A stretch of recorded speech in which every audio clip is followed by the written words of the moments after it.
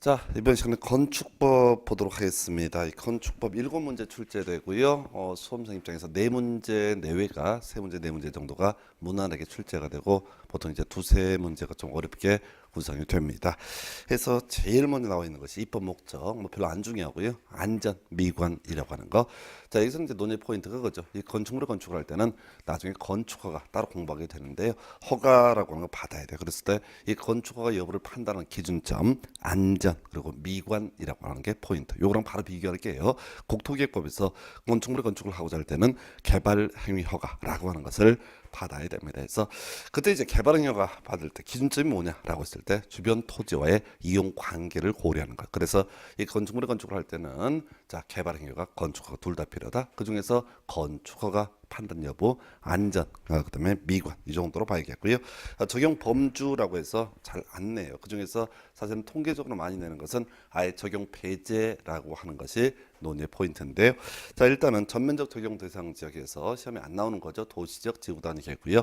동읍 지역 사람 많이 모여 사는데는 건축법이 전면적으로 적용이 되게 된다. 요렇게 이제 스타트를 끊는 거예요.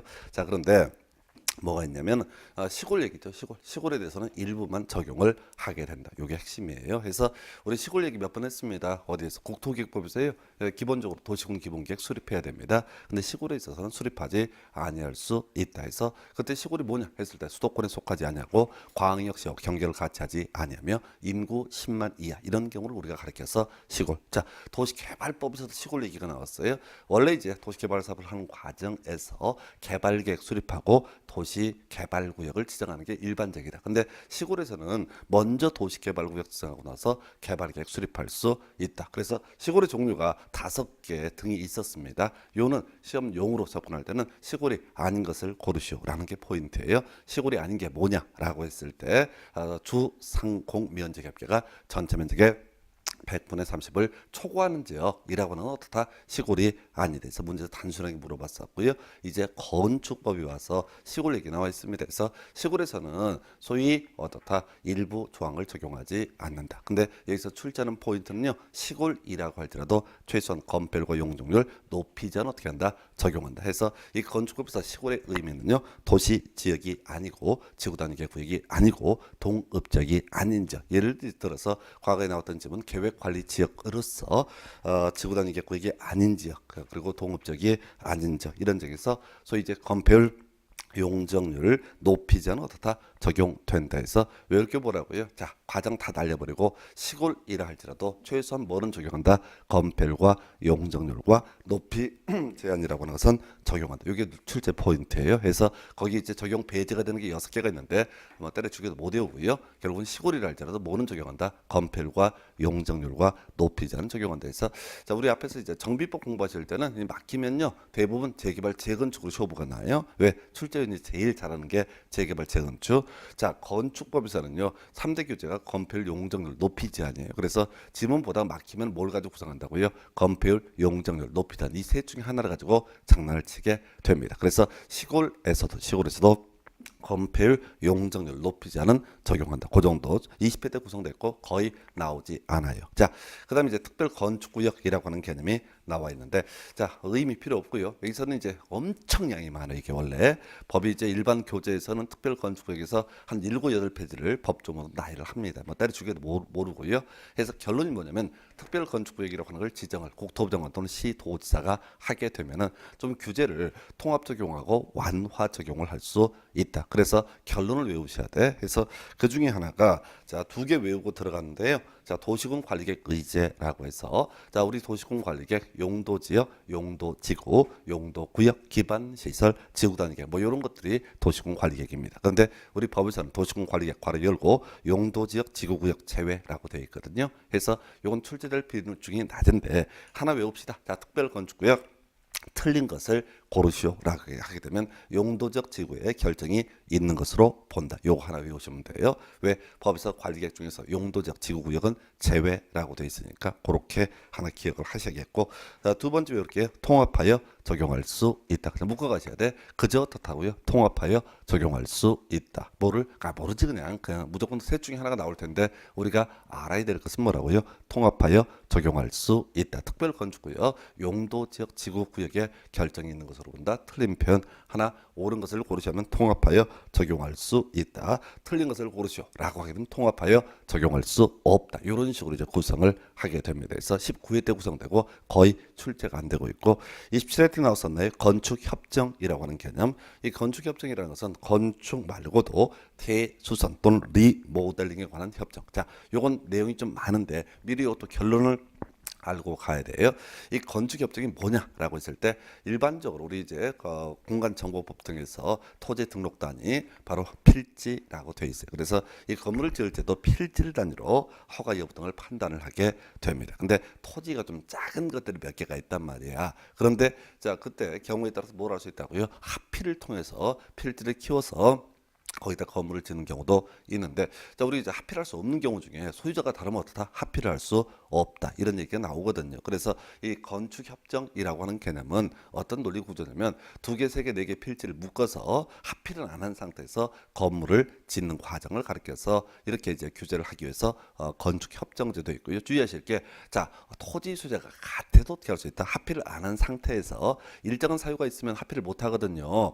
그런데 합의를 안 한 상태 두 개의 대지를 묶어서 건물 짓게 되는 거. 이걸 우리가 뭐라고 한다? 건축협정. 그러니까 토지 소유자 한 명이 두 개 필지의 소유자가 한 명이다라고 할지라도 경우에 따라서 어떻다? 바로 건축협정이라고 하는 것을 체결할 수 있다 해서 그중에서 보니까 건축협정의 체결을 통해서 토지 건축물의 소유자 등은 건축물의 건축협정을 체결할 수 있다. 자, 둘 이상의 토지를 소유한 자가 한 사람일 때도 그 토지 소유자 건축협정 정할 수 있다라고 이렇게 되어 있어요. 그래서 자, 두 개 이상의 토지에 대해서 묶어서 규제를 하기 위해서 건축협정 이라고 하는 개념을 만들어 냈고요.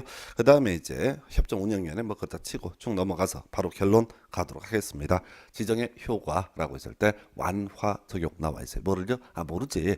그냥 이거저거 완화 적용할 수 있다. 그리고 또 하나 앞에서 뭐랑 비슷한 구조, 특별 건축 구역이랑 동일한 논리 구조로 통합하여 적용할 수 있다. 이렇게 가시는 거죠. 그래서 자 건축협정 다 할 수 없어요. 우리가 공부를 하실 때 지난번 시험에 나올 때는 건축협정의 체결 과정 등을 갖고 출제 포인트를 삼았어요. 그렇다 치고 그럼 다시 혹시 출제한다면 이때는 무조건 규제, 지정의 효과라고 하는 거 통합하여 적용할 수 있다. 그리고 뭐를 완화하여 적용할 수 있다. 그 디테일은 뭐가 나오든 상관없어요. 통합하여 적용할 수 있다.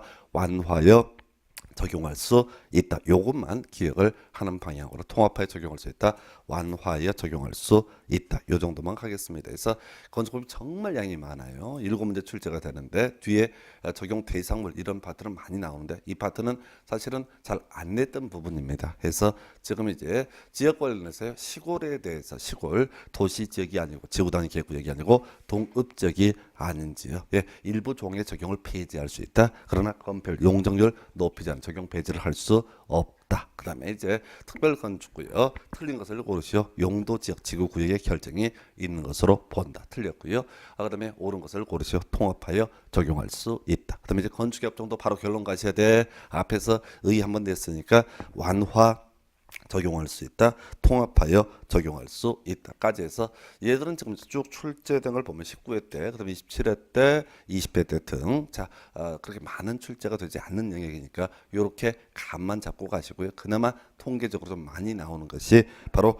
대상물 관련해서 적용 배제 건축물이라고 하는 것이 나와 있습니다. 그래서 자 건축법을 아예 적용하지 않는 건축물, 지정문화재, 가지정문화재 가장 대표적이죠. 시험 문제 구성할 때도 많은 출제 포인트를 삼는 게 지정문화재, 가지정문화재. 그다음에 이제 운전 보안 시설, 플랫폼, 고속도로, 통행료 징수 시설, 그리고 최근에 새롭게 등장했던 것이 수문 조작실 이런 게 있습니다. 그래서 자 이런 게 이제 우리가 보기에 눈에 안 보이는데 이게 소위 뭐에 해당이 된다고요? 건축물에 해당이 됩니다. 왜? 다음에 건축물에 대해서는 건축법을 적용하지 않는다라고 돼 있고 우리가 뭐 직접 공부할 건 아니지만 우리 법에서 건축물의 기본적인 지붕과 기둥 또는 벽으로 이루어져 있는 것을 건축물로 보거든요. 그러니까 지금 이게 뭔지 수문 조작실이 뭔지 알 게 뭐야. 근데 아예 전제를 하기를 다음에 건축물에 대해서는 건축법을 적용하지 않는다라고 이렇게 선언을 하고 있다고요. 그래서 어떻다고요? 이런 게 다 건축물에 해당이 된다고. 근데 이런저런 사유가 있어서 아예 어떻다?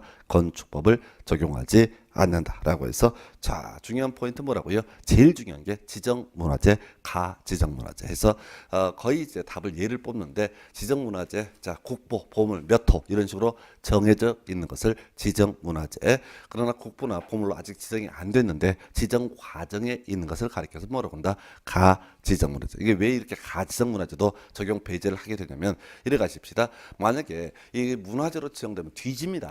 우리가 이제 제일 건축 부동산 관련 파트에서 누구도 빠져나갈 수 없는 것이 두 개가 있어요. 그 중에 하나가 군사 관련한 규제 답 나오지 않습니다. 그래서 가끔 이제 파주 쪽에 분양할 때 사실 지역 민원 많이 발생했던 것 중에 하나가 군사 시설 보호구역 근처에 뭐 예를 들어서 아파트 단지 근처에 군사시설 보호구역 뭐 400m 근방에 있다. 그 뒤지는 겁니다. 뭐냐면 군사시설 보호구역 경우에 따라서 포를 쏘는 거야. 그래서 서울 시민들은 어디 가서 저기 뭐죠? 한화 63빌딩 앞에 가서 불꽃 축제 구경하잖아요. 1년에 한 번씩. 가는 사람 별로 이해 안 되는데 하여튼간에 그렇다 치고 자 파주에 있던 그 아파트 주민들은 밤마다 불꽃 축제를 소음과 함께 같이 경험할 수 있어요. 그래서 그게 군사시설 보호구역이고 다시 돌아가서 또 부동산 관련해 제일 강력한 규제, 손을 댈 수 없는 규제가 문화재 관련한 부분입니다. 그래서 문화재라고 하는 게 탑, 뭐 건물 이건 생각하시면 안 돼. 문화재는요 그 유적 있지 않습니까? 땅 파다 보면 옛날에 사람들이 살았던 흔적 이런 것들도 다 문화재에 속하게 됩니다. 그래서 뭔 소린가 하니 지정문화재 적용하지 않는다. 그래서 얘는 따로 강력한 규제를 받는다 이런 취지고요. 가지정문화재 요 단계에서 좀 배운 사람들 어떻게 한다고요? 발견되는 순간 포크레인 삼날로 다 때려 부셔버려야 돼요.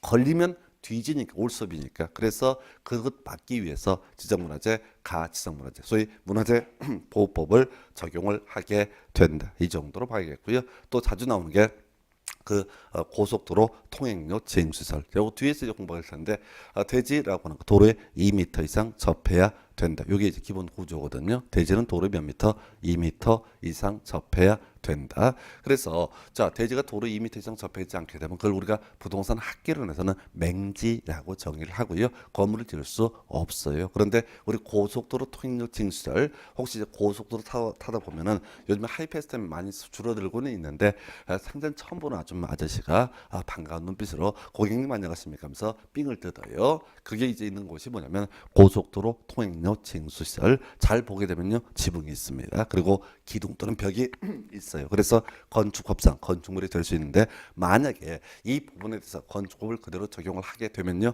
그런 거 절대 설치 못해요. 왜?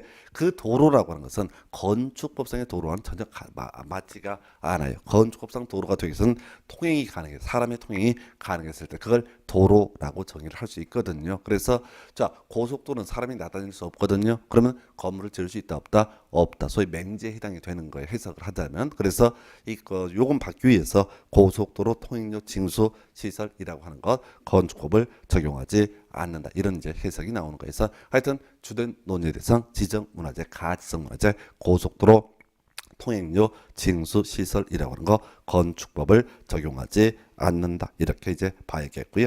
자, 여기까지가 전반적인 맥락. 뭐 완화 요청은 큰 포인트 안 돼요. 15사회 때 나왔던 그런 지문이니까 큰 의미 없고요.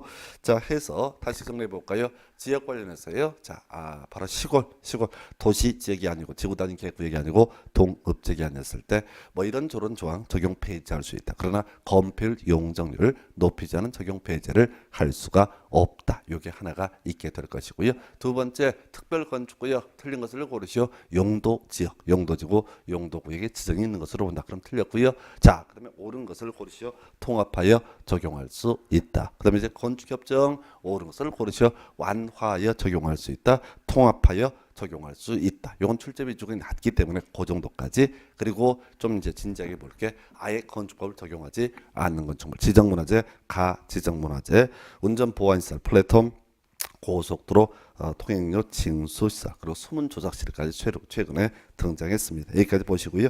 자 이제 본론 들어가서 교재 그다음 페이지 가면 적용 대상 물이라고 하는 것이 나와 있고요. 작년부터 이제 적용 대상 물 중에서 숫자 물어보는 것들을 갖고 한번 구성을 했었죠. 자 일단은 제일 먼저 나와도 답 안 될 게 초고층 건축물, 고층 건축물, 그다음에 준 초고층 건축물에서 단순 암기죠. 일단은 초고층 건축물은 50층 이상이거나 높이가 200m 이상인 건축물 둘 중에 하나의 요건을 갖추면 초고층 건축물. 요 얘기는 여기 별로 안 중요하고요. 나중에 가다 보면은 피난 안전구역이라든가 혹은 또 뒤에서 건축 허가권자 얘기할 때 쟁점이 돼요. 그래서 초고층 건축물은 뭐 중요한 쟁점은 아닌데 바로 특별시랑 광역시장에서 허가에 있어서 특별시장, 광역시장이 허가권자가 되는 그런 걸 얘기하게 됩니다. 뭐 그렇다 치고 자 고층 건축물은요 30층 이상, 높이가 120m 이상인 건축물 이렇게 되어 있습니다. 그래서 이렇게 기본 두 개 잡아놓고요. 제일 황당한 게 준초고층 건축물에서 고층 건축물 가운데서 고층 건축물이 아닌 것을 가리켜서 준초고층. 그래서 이게 경우의 수를 생각하실 수가 있는데 할 필요가 없어요. 이건 법조문상 논리상 흠결이 있습니다. 앞에서 30층 이상이 되게 되면 뭐가 된다? 고층 건축물. 예를 들어서 40층 건축물입니다. 그러면 그건 뭐가 된다? 고층 건축물. 근데 40층은 소위 초고층 건축물에는 해당이 되지 않게 되죠. 그 부분을 뭐라고 그런다? 초고층. 그래서 40층은 고층입니까? 준초고층입니까? 했을 때 시작을 할 때는 고층이라고 얘기했다가 끝낼 때는 뭐라고 끝냈어요? 준초고층 이렇게 끝냈단 말이에요. 말이 안 돼. 그래서 근데 이제 이게 일반 개인이랑 주로 문제가 되지 않기 때문에 현실적으로 문제가 안 돼요. 그래서 이 공법 영역에 있어서는 현실적으로 문제가 되지 않으면 그냥 대충 흘러갑니다. 그래서 공부를 하시는 분들 진지하게 쟁점을 파악하고 이럴 필요가 없어요. 그냥 단순하게 버릴 거. 그다음에 특수구조 건축물은 버리고 길에서 안 나오고 다중 이용 건축물 요게 작년에 구성이 됐었죠. 그래서 크게 두 가지예요. 16층 이상이거나 뒤에 5,000제곱미터 이상인 건축물 둘 중에 하나의 요건을 갖추게 되면 이걸 우리가 뭐라고 한다? 다중 이용 건축물 이렇게 얘기합니다. 그래서 다시요. 자, 16층 이상이거나 연면적 5,000제곱미터 이상인 건축물. 자, 참고적으로요. 우리 법조문은 원래 이렇게 되어 있어요. 자, 다중 이용 건축물은 다음의 건축물 말한다라고 해서 5,000제곱미터 이상인 건축물 그리고 종류가 쫙 나와 있어. 그리고 숨차서 거의 있기 힘들 때쯤에 뒤에 갑자기 16층 이상인 건축물 이렇게 나왔다고요. 그러면 16층 이상인 교육 및 교육 연구 시설 이렇게 때린다고 그래도 그건 어디에 속한다? 바로 지금 다중 이용 건축물에 속한다 이렇게 가는 거예요. 그래서 지금 자 제일 쉬운 게 16층 이상만 들어가면 그 건물의 종류를 불문하고 무조건 뭐로 분류한다?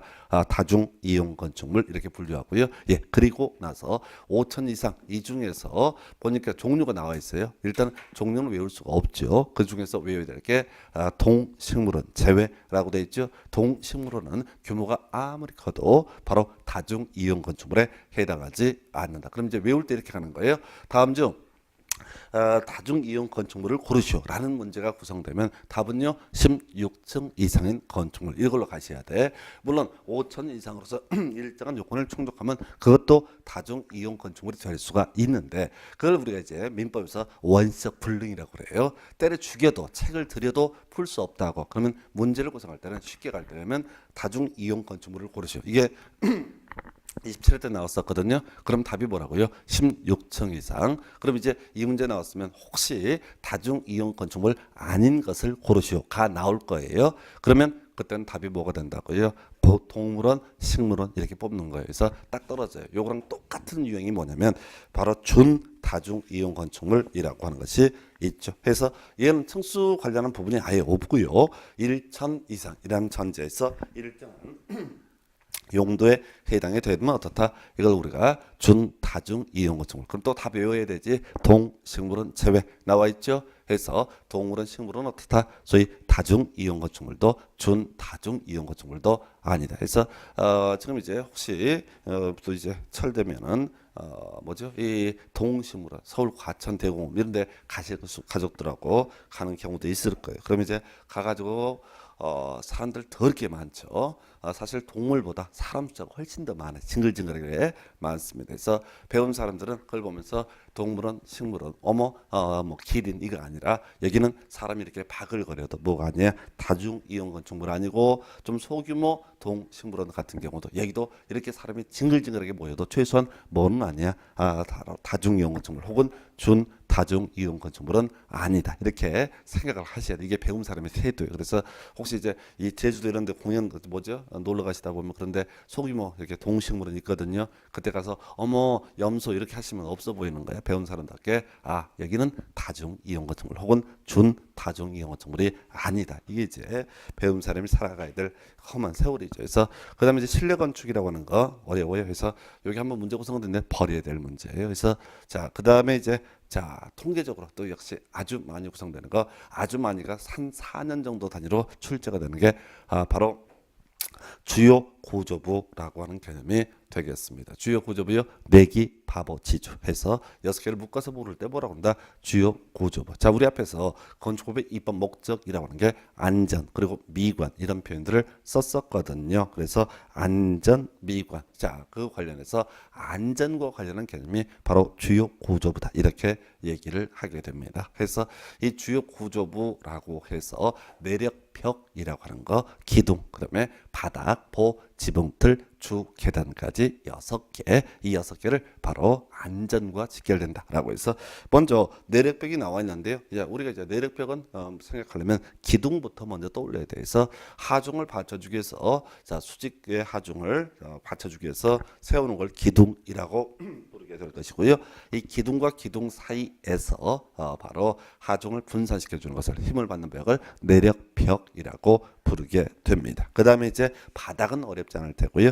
그 위에 보가 있어요. 앞에서 하중을 수직으로 받쳐주는 개념을 기둥이라고 불렀었고요. 보라고 하는 것은 기둥 위에다가 옆으로 나무 같은 걸 세운 거예요. 그래서 하중을 수평으로 분산시켜주는 것을 가리켜서 뭐라고 한다? 보라고 부르게 될 것이고요. 자, 건물이 거의 다 완성이 돼가고 있네요. 비 새는 거 막으려면 지붕 필요겠죠. 그래서 지붕이 뭐가 된다? 주요 구조부가 아니라 지붕을 올리기 위해서 삼각형 모양의 나무를 올리게 된다고요. 그러면 그걸 이름하여 뭐라고 한다? 지붕틀이라고 부르게 됩니다. 그리고 이제 그게 2개층 이상이다 했을 때 계단이 있을 수 있겠고 일정한 요건을 갖추면 주 계단이라고 부르게 됩니다. 그래서 내기, 바보, 지주 이렇게 6개, 내기, 바보, 지주 이렇게 6개를 묶어서 부를 때 뭐라고 그런다? 주요 구조. 그리고 요건 나중에 대수선 등을 논함에 있어서도 끊임없이 우려먹게 되는 것 중에 하나가 내기, 바보, 지주 이렇게 해석을 해야 되겠고요. 그래서 요거는 이제 단순하죠. 주요 구조부를 고르시오 또는 주요 구조부가 아닌 것을 고르시오. 그래서 거기 이제 주요 구조부에 해당하지 않는 것이 쭉 나오는데 그걸 외우시면 큰일 나고요. 골치 아파지니까 헷갈리니까 그저 외워야 될 게 뭐라고요? 주요 구조부, 내기, 바보, 지주 요것만 정확하게 기억하실 거 해서 그 정도까지. 그럼 지하층 자 외우기 어려웠던 부분이에요. 지하층 겁나 정의가 긴데요. 우리가 외워야 될 것이 평균 높이가 층 높이의 2분의 1 이상인 거. 외울 게 뭐라고요? 평균 높이가 층 높이의 2분의 1 이상인 거. 평균 높이가 층 높이의 2분의 1 이상. 평균 높이가 층 높이의 2분의 1 이상. 이게 줄줄 나와야 돼요. 자, 그 앞에 얘기는 그 다음 얘기고 일단은 평균 높이가 층 높이의 2분의 1 이상. 평균 높이가 층 높이의 2분의 1 이상. 그럼 이제 나머지 내용을 붙여볼게요. 일단 지하층이라고 하는 것은요. 개념상 반지하라고 불리는 그런 부분을 상정을 하시면 됩니다. 그래서 이제 서울 지역 같은 경우 신월동인가요? 이런 지역 같은 보면 반지하들 되게 많은 지역인데 하여튼 그러다 치고 반지하라고 하는 것 우리가 이론상 거의 99%가 지하층. 왜? 나중에 지하층은요. 층수에 산입하지 않고요. 자, 용적률, 산정을 위한 연면적에도 산입을 하지 않습니다. 소위 보너스 공간 이런 개념을 갖고 있거든요. 그래서 자, 지하층 자, 정의를 보니까 자, 건축물의 바닥이 첫 번째 요건이 바닥이 지표면 아래에 있다라고 하는 것 첫 번째 요건 되겠고요. 두 번째 자 바닥에서 지표면까지 평균 높이라는 표현을 쓰고 있네요. 바닥에서 지표면까지 평균 높이. 자 이게 뭐야? 땅 밑에 가라앉아 있는 부분을 얘기하게 되는 거죠. 그게 이제 얼마? 층 높이의 2분의 1 이상에서 즉 반 이상이 잠겨 있는 것을 뭐라고 한다? 지하층이라고 부르게 정의를 하게 됩니다. 그래서 우리가 외울 건 뭐라고요? 평균 높이가 층 높이의 2분의 1 이상, 평균 높이가 층 높이의 2분의 1 이상, 평균 높이가 층 높이의 2분의 1 이상. 이게 논의 포인트예요. 그래서 별 내용이 없는데 상당히 까다로운 부분이 되겠고요. 그래서 지하층의 정의 보셨습니다. 오른쪽에 이제 층수 산정 등 확인해서 보겠습니다. 그래서 이 층수 산정은 최근 문제 구성할 때 이걸 다 묶어서 하나의 사례 유형 문제를 구성했던 바가 있는데요. 일단은 층수를 계산하는 방법은 되게 간단하죠. 한 층, 두 층, 세 층, 네 층 세 보시면 되는 거예요. 예, 그런데 층의 구분이 명확하지 않은 건축물, 세종문화회관 대강당, 뭐 각 지역의 예술회관, 뭐 이런 것들이 있단 말이에요. 이렇게 공연장 같은 경우는 일반적으로 층의 구분이 명확하지 않습니다. 팅할 때 뭐 2층 나열 하면 그냥 조금 있으면 바로 가수를 보일 거라고 오해하는데 안 보여요. 그래서 그때 이렇게 층의 구분이 명확하지 않은 건축물은 견다 4m마다 하나의 층으로 보고 그 하나의 층수를 산정을 하게 된다 해서 이런 식이죠. 어떤 건축물이 있는데 층의 구분이 명확하지 않은데 16m다라고 하면은 몇 층? 4층. 20m다. 그러면 5층. 이렇게 이제 해석을 한다라는 의미가 되게 될 것이고요. 거기서 주의하실 게 17m 이런 거 생각하시면 안 돼요. 그런 건 시험에 내지 않습니다. 딱딱 떨어지게 구성을 하게 될 것이고, 그다음에 이제 건축물 부분에 따라서 층수가 다른 경우라고 하는 것. 이때는 가장 많은 층수를 그 건축물의 층수로 삼는다. 이렇게 돼 있어요. 그래서 요건 이제 많이 보기는 힘든데 옛날에 이제 높이 제한 때문에 계단식으로 건물을 짓는 경우가 있다. 그래서 앞쪽은 10층, 뒤쪽은 13층 하게 되면 그 건축물의 층수를 표시를 할 때는 몇 층? 13층으로 표시를 하게 된다. 이 정도로 봐야겠고요. 예, 그다음에 지하층은 층수에 산입하지 아니한다라고 되어 있습니다. 지하층은 어떻다? 층수에 산입하지 아니한다. 그래서 요 세 개 묶어서 보통 이제 사례형으로 구성했죠. 과거에 나왔던 문제 중에서 이런 게 있었어요.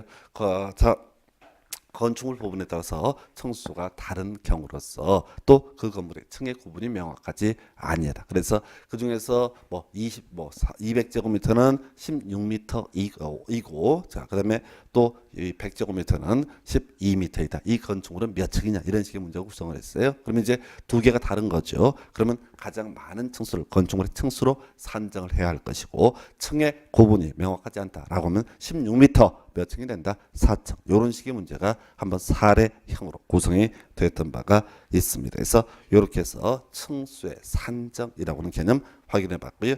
그럼 면적 산정 얘기에서 이제 논의할 것이 소위 이제 건폐율 용적률에 관한 개념부터 먼저 확인을 해야 되죠.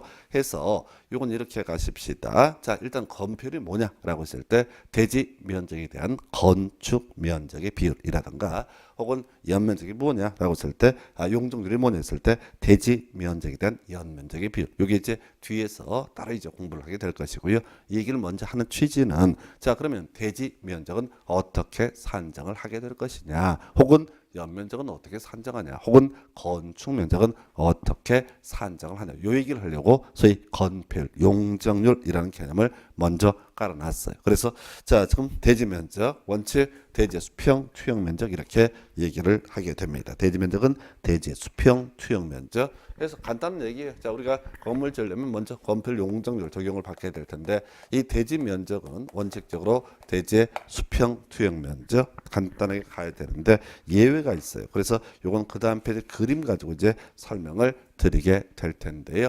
일단은 거기서 두 개가 여기 있는데 그중에 시험에 나왔던 거 20회 때인가요? 구성이 됐던 게 바로 소요 너비에 미달한 도로에 있어서의 건축선. 요게 한번 포인트가 됐어요. 볼까요?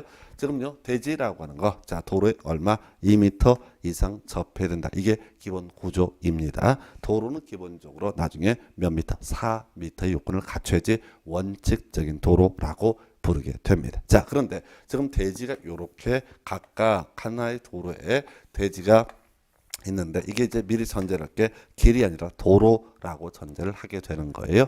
예, 그리고 나서 4m를 충족을 못했다라고 이렇게 얘기를 하게 됩니다. 그러면 원래 건축선이라고 하는 건축 가능선이라고 하는 거 대지와 도로의 경계선까지 건물을 지을 수 있다. 이게 이런 구조가 돼야 되는데 만약에 4m를 충족하지 못한 도로에서 이렇게 대지와 도로의 경계선까지 건물을 짓게 되면 어떤 문제가 터지냐면 나중에 화재가 발생할 때 자동차가 진입을 할 수 없는 그런 문제가 터지게 됩니다. 그래서 우리 건축법에서는 최소한 몇 미터, 4m는 확보한 상태에서 건물 지어라 라고 해서 소위 소요 너비에 미달한 도로, 즉 4m가 안 되는 도로에서 건축선을 법정을 해두고 있어요. 그러면 이때 4m를 어떻게 확보하는 게 좋을까라고 했을 때 간단하죠. 도로의 중심선에서 도로 소요 너비 각 2분의 1, 즉 2m씩을 수평 이동한 선. 이게 바로 뭐가 된다? 건축선이다. 이렇게 얘기를 합니다. 해서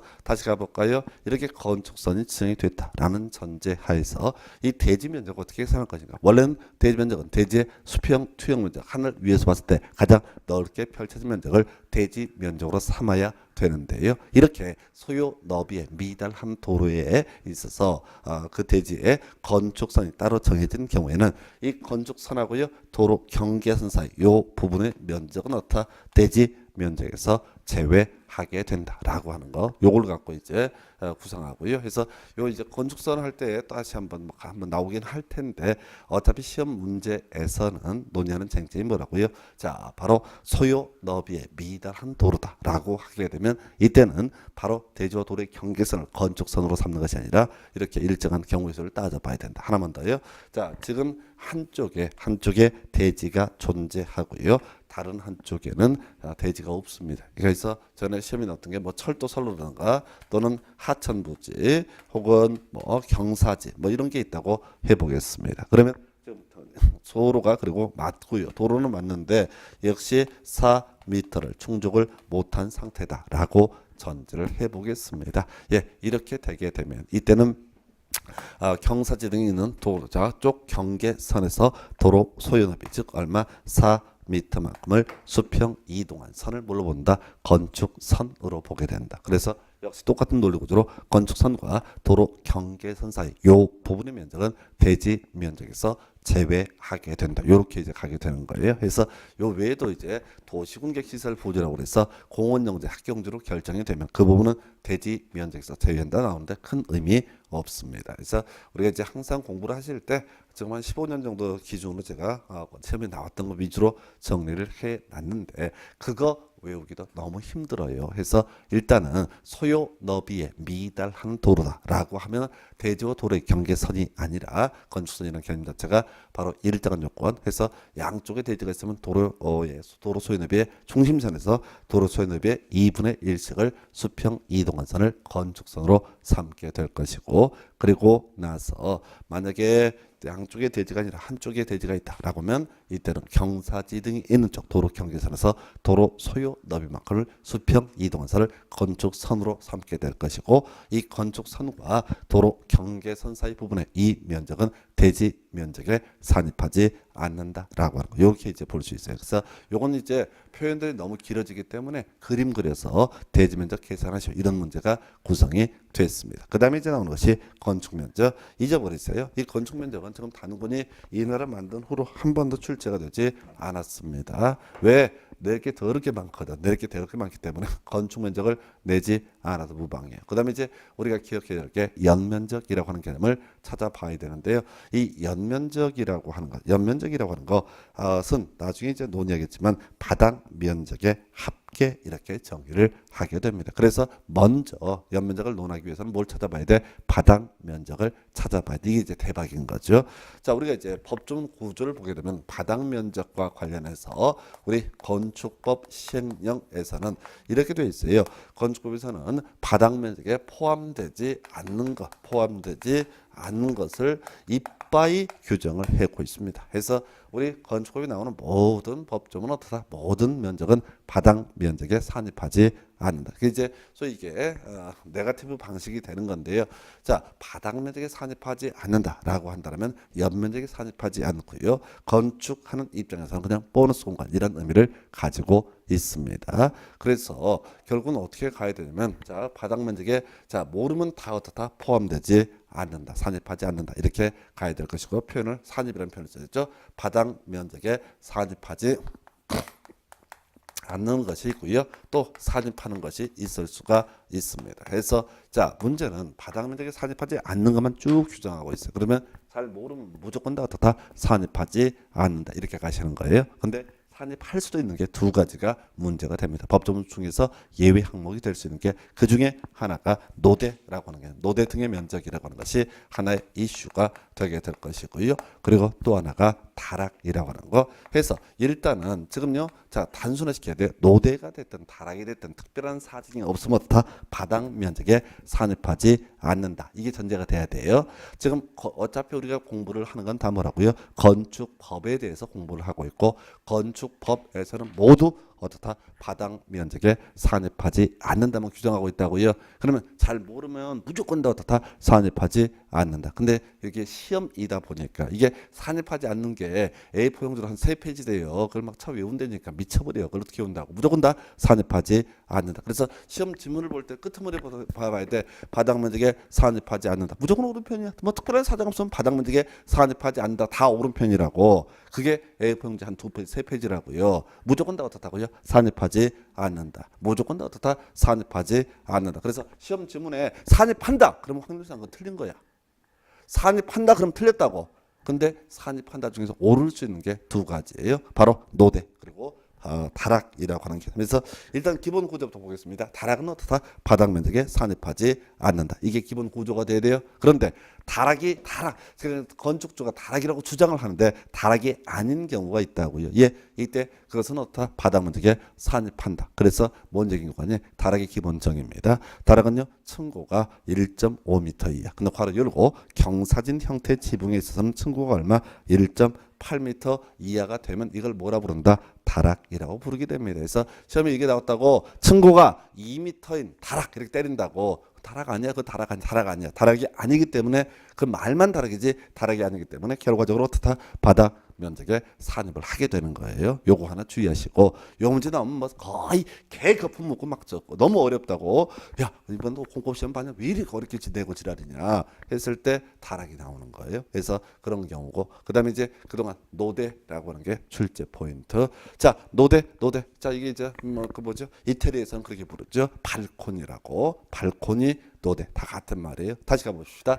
자 노대 혹은 발코니라는 건 바닥 면적에 산입한다 하지 않는다 하지 않는다. 그러니까 발코니는 뭐라고요? 보너스 공간이에요. 보너스 공간. 그래서 건축법을 발코니 노대 바닥 면적에 산입하지 않는다라고만 규정을 해놓고 있으면 아주 가관입니다. 건축하는 사람들이요 어떻게 한다고요? 건물 지을 때 발코니 3m 뽑습니다. 거기다 화분도 화단도 조성하고 별거 다 할 수 있어.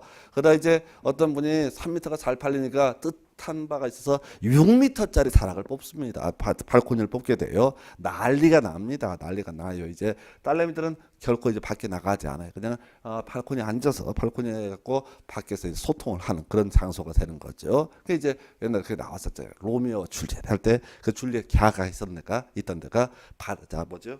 이 바닥 면적에 산입하지 않던 거. 그러니까 혹시 뭐라 그러죠? 우리가 클래식 공연 같은 거 보러 가시다 보면 뭐죠? 갑자기 용어 생각이 안 나네. 오페라 이런 거 보다가 보면 로미오 이거 나올 때 있다고. 그때 그냥 어머 이거 없어 보여요. 없어 보여. 아 저기는 어떻다? 바닥 면적에 산입하지 않는다. 이게 이제 줄리엣 아빠가 법을 좀 아는 사람인 거지. 예. 그래서 만약에 이 발코니에 대해서 무조건 바닥 면적에 산입하지 않는다라고만 규정하고 있으면 아파트 같은 경우요. 발코니 6m, 7m, 8m 쫙쫙 뽑아버린다고 개판돼요. 그래서 나온 얘기가 발코니는 얼마? 1.5m까지만 어떻다? 발코니. 1.5m를 넘어서는 건 어떻다? 발코니가 아니다. 그래서 그 부분은 어떻게 한다? 바닥 면적에 산입한다. 이런 논리 구조예요. 근데 이 문장을 보시게 되면 겁나 길어요. 다 개념 이해했다가도 문장 보는 순간 멘붕이 와요. 그래서 이 파트는 시험 문제 구성할 때 길어서 다 내지 못하기 때문에 단순하게 됩니다. 자, 발코니 면적은 전부 바닥 면적에 산입한다. 틀렸어요.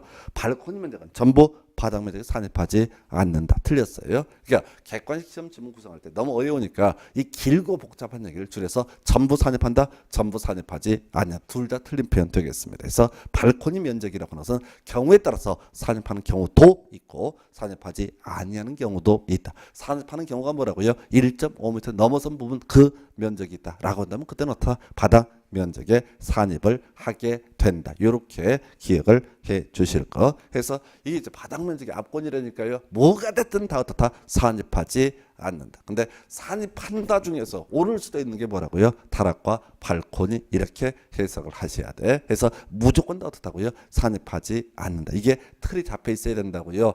그리고 이거 백날 이게 틀이 잡혀 있으면 뭐예요? 시험 볼 때 앞에서부터 쳐 있기 시작합니다. 뒤지는 거예요, 뒤지는 거예요. 그 A4용 3페이지 가까운 내용을 앞에 하나도 안 해놓고 무조건 뒤를 보라고. 산입하지 아니한다. 오른편. 산입하지 아니한다. 오른편. 자, 산입한다. 틀린 편. 이런 식으로 단순하게 접근하실 것. 이게 바닥 면적 시리즈가 되겠습니다. 그래서 소위 우리가 용적률이라고 하는 거 대지 면적에 대한 연 면적의 비율 이렇게 이제 기본 정의를 잡고요.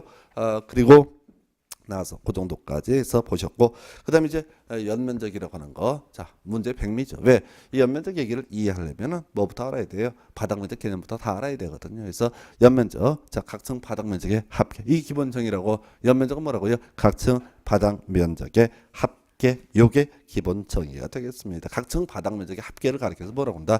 연 면적. 요건 안 나와요. 대부분 문제는 예외 파트죠. 자, 용적률 산정을 위한 연면적. 자, 우리가 이제 용적률이라고 하는 것 이렇게 봤잖아요. 대지, 자, 용적률의 기본 수식, 대지 면적에 대한 연 면적의 비율. 그래서 이게 이제 용적률이라고 하는 개념은 뭘 하자는 개념이야? 위로 쌓아 올리는 것을 규제하기 위한 개념이다라고 전제가 돼야 돼. 그래서 제일 기본 베이스 되는 것이 지하층 면적이라고 하는 거.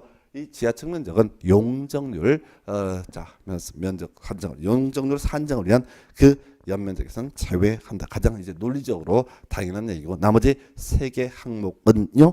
어떤 의미를 가지고 있느냐.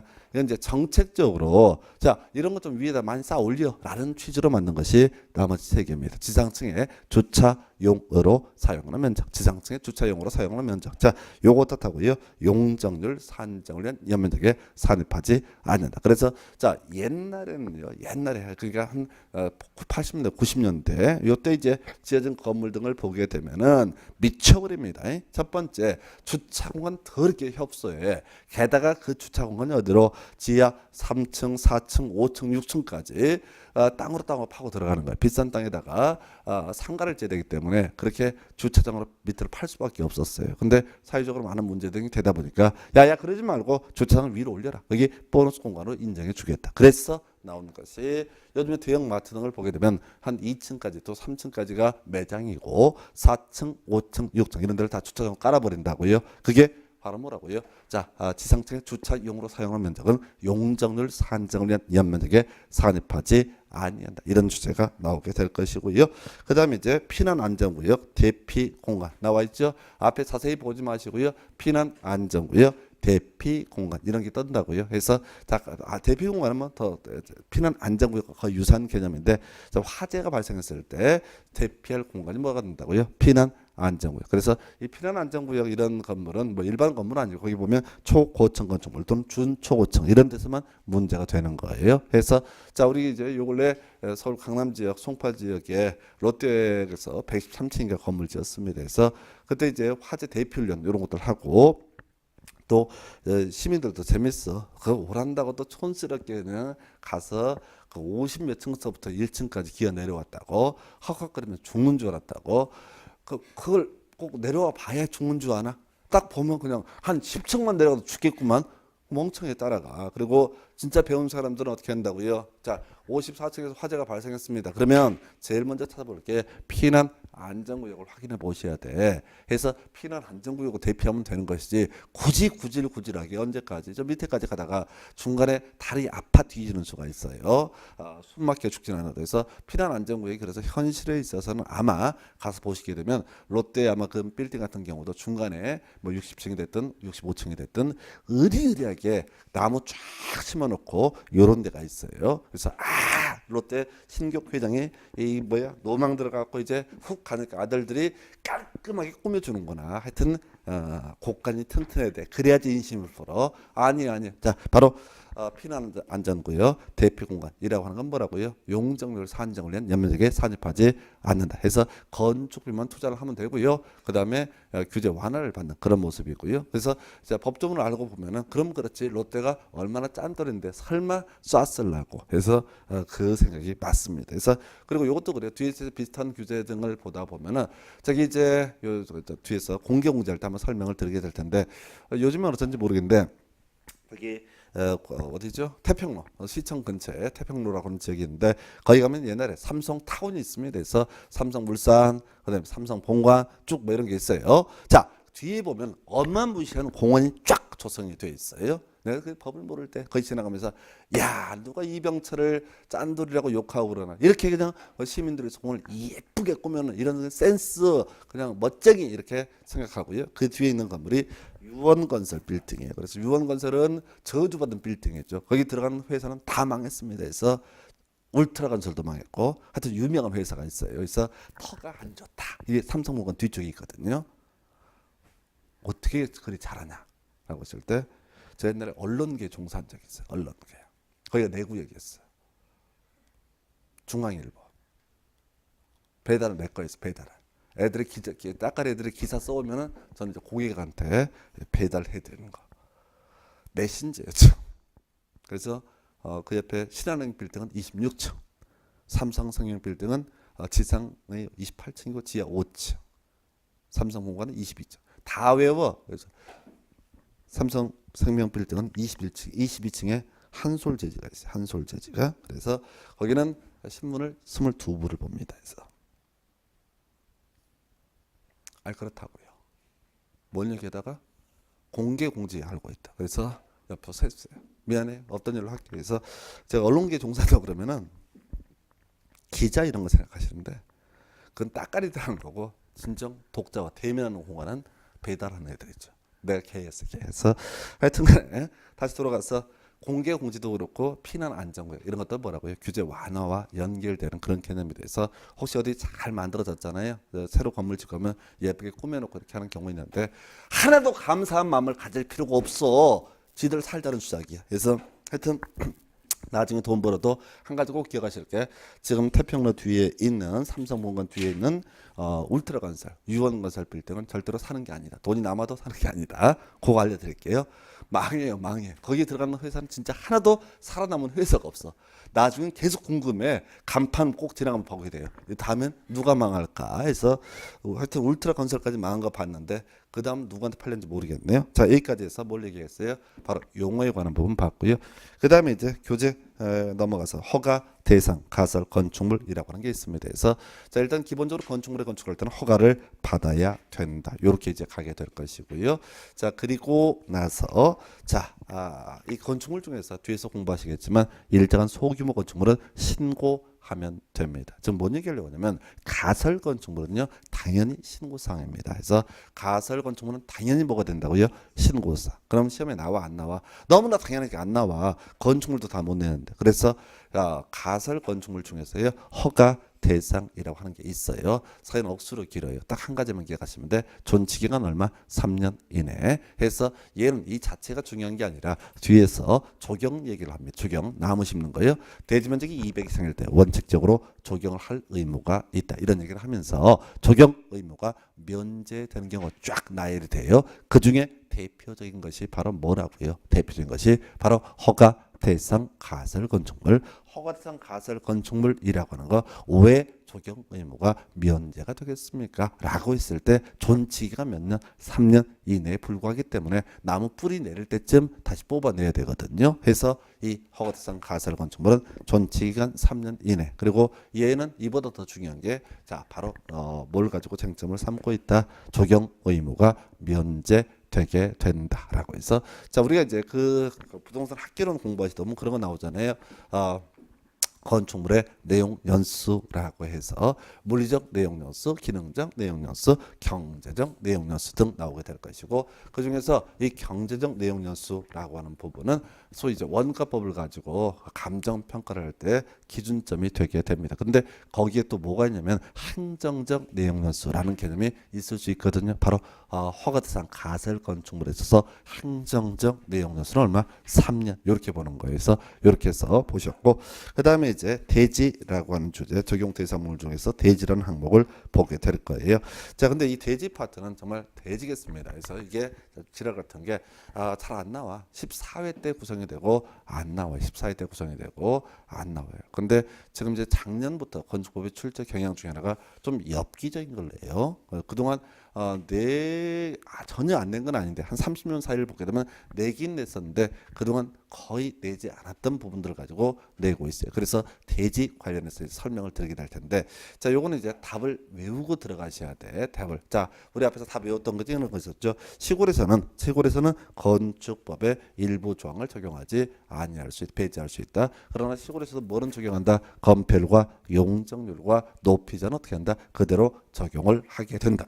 이렇게 가듯이, 자, 일단 대제 정의 바로 각 필지로 나눈 토지 이렇게 되어 있습니다. 그건 중요치 않고 쟁점은 그거죠. 2개 이상의 필지를 하나의 대지로 할 수 있는 경우. 그다음 페이지인가요?